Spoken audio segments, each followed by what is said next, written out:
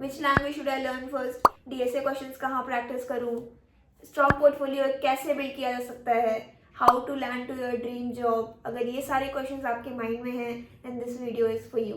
Because in this video I'll be going to answer all these questions and I'll be telling you few points to keep in mind अगर आप बिल्कुल scratch से start कर रहे हो and अभी आप बहुत ज़्यादा कंफ्यूजिंग स्टेट में हो कि what should I do now, what should I do next. So yeah, let's get started with our video. सबसे पहली चीज़ when you are starting towards your placement journey is which language should I learn. जावा कर लूँ या C++ कर लूँ, सबसे पहला question यही होता है. What I think from my opinion is कि तुम C++ करो या जावा करो, तुम्हें डीएसए कॉन्सेप्ट्स क्लियर होने चाहिए, तुम्हें लॉजिक बिल्डिंग क्लियर होनी चाहिए. फर्स्ट ऑफ ऑल दोनों ट्राई करो, try C++ as well, try Java as well, जिसमें तुम्हें करने में फन हो रहा है, जिसमें तुम लग रहा है कि हाँ this language I am loving this language. जैसे तुम C भी ट्राई कर सकते हो, तो बहुत सारी लैंग्वेजेस हैं, तो तुम पहले सारी लैंग्वेजेस ट्राई करो. इट्स नॉट कि तुम किसी के बोलने पे चीज़ें कर रहे हो, किसी के बोलने पे तुम लैंग्वेज चूज कर रहे हो कि भाई अगर वंशिका इज सेइंग कि जावा कर लो तो देन जावा कर लो. No, it's not like that. You yourself go through it, go to the documentation, go to the language, try printing hello world in that particular language and then think of it. You have choices, ऐसा नहीं you are out of choices.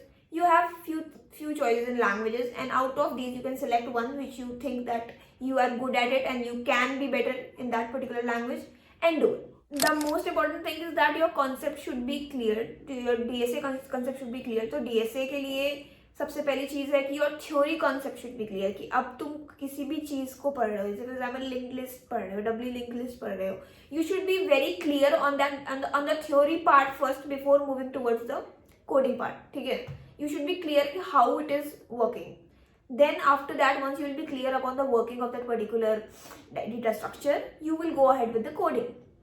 And now just don't directly go towards bade questions, hard questions. Just take easy questions first. Easy questions लो, धीरे धीरे करने का try करो. अगर नहीं होता है तो सॉल्यूशन देखो, सॉल्यूशन देख के ट्राई करो.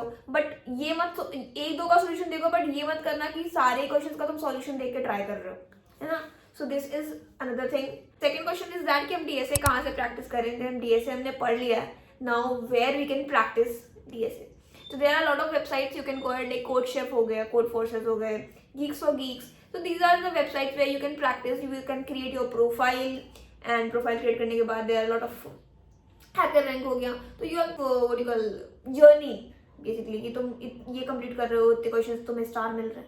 तो this motivates you, this will motivate you कि भाई मैंने 4 questions complete किए तो मुझे सही वाला स्टार मिल रहा है, तो I will be like कि मुझे ये टॉप वाले स्टार तक पहुंचना है. तो these all things will help you a lot and it will motivate you. तो मतलब थोड़ा सा लगेगा कि हाँ भाई मुझे इट्स अ कॉम्पिटिशन वाला फील आ जाएगा.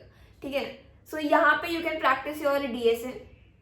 अब डीएसए और लैंग्वेज की बात हो गई कि हमें कौन सी लैंग्वेज लर्न करनी है, डीएसए में कहाँ प्रैक्टिस करना है. डीएसए के बाद क्या करना है, डीएसए के बाद आपको करना है डेवलपमेंट. डेवलपमेंट और डीएसए दोनों ही इंपॉर्टेंट है, एज मैंने मेंशन किया है पिछली वीडियो में.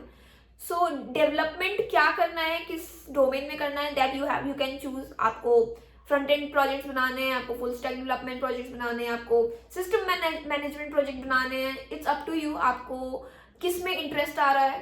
ठीक है, so do create such projects because this will help you to build a strong portfolio. आप जब अपना पोर्टफोलियो बनाते हो, अपना रिज्यूमे बनाते हो, तो you have to put in projects.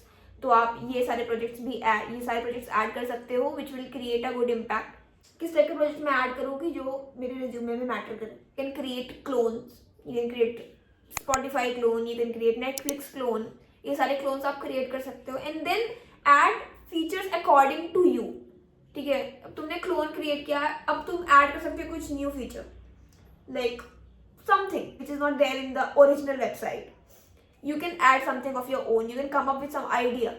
क्या पता ये आइडिया तुम ओपन सोर्स में कॉन्ट्रीब्यूट करो, उनको पसंद आ जाए and it will be a very big contribution. जैसे कि let's say Twitter में we don't have story का option like Instagram, so you can add that option in Twitter. So this will be your feature in the Twitter clone.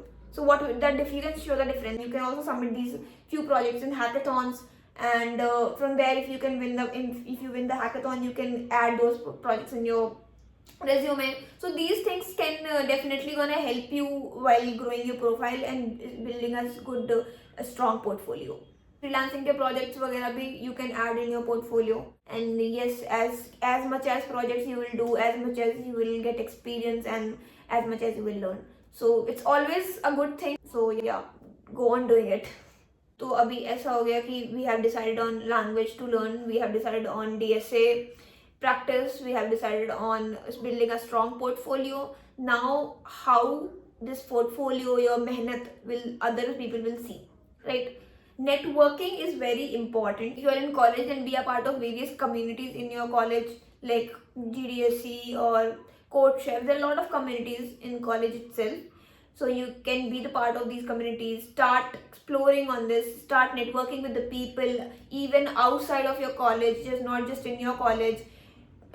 Try attending community events, because there are a lot of events happening. Just keep a track on those events. This is how you will build a network, you will build a connection with other people, and you can showcase your performance, they can showcase their performance, and like it's a basically collaborative environment हो जाएगा. So that can help you in future to get some projects, get some internships. You may never know from where you can get internships or projects. You should be active on your LinkedIn profile, on your GitHub, and everywhere. So I think that this is a good thing you should keep in mind. So before sitting for any interview, practice.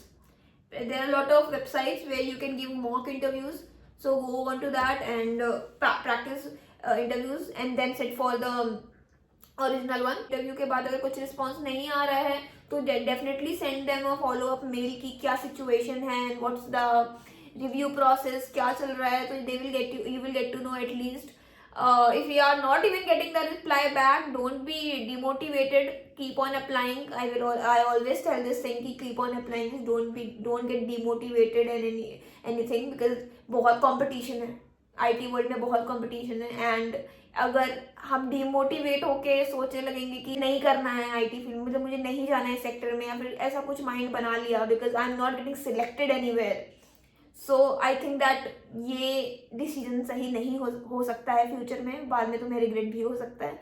So competition है, ये mind में सोच के चलना पड़ेगा. ये नहीं सोचना है कि हम बस यूँ बैठे इंटरव्यू में हमारा यूँ हो जाएगा. This is not possible in today's world specially, क्योंकि बहुत ले ऑफ्स हो रहे हैं and you guys know how the condition is. Competition तो है, एंड कंपटीशन के लिए खुद को प्रिपेयर करना है, खुद को अपस्किल करना है. And if you are in college तो भाई you have time for it.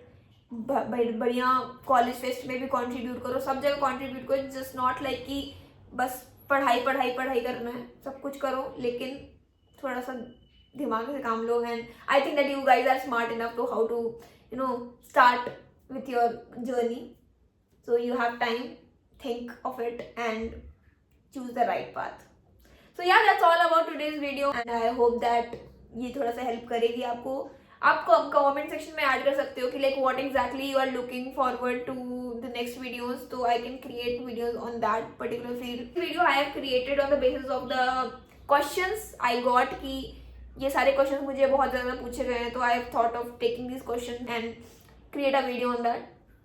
You can also put a topic like what exactly you want in upcoming videos, and I will create a video on that. Okay, thank you so much for watching this video. See you in the next video. Bye bye.